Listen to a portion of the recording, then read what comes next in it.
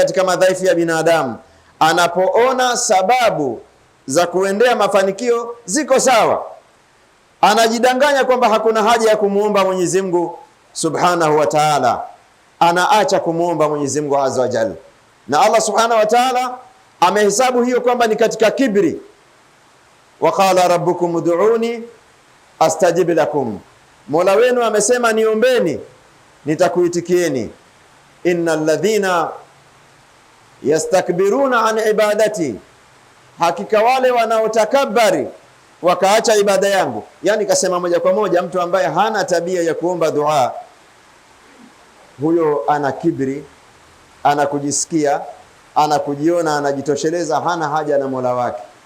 Kwa hivyo kutakabari ni kujipa ukubwa ambao haunao, anaona anaweza kufanikisha mambo yake bila Mwenyezi Mungu Azza wa Jalla. Kwa hivyo moja kwa moja asiyekuwa na tabia na kawaida ya kumuomba Mwenyezi Mungu Azza wa Jalla kwa ulimi au kwa moyo wake, manake kwa uchache ilikuwa mtu hata kama kuomba kwa ulimi, basi awe amebeba katika moyo wake kwamba kwenye jambo hili na muhitajia Mwenyezi Mungu Azza wa Jalla ili liweze kufanikiwa.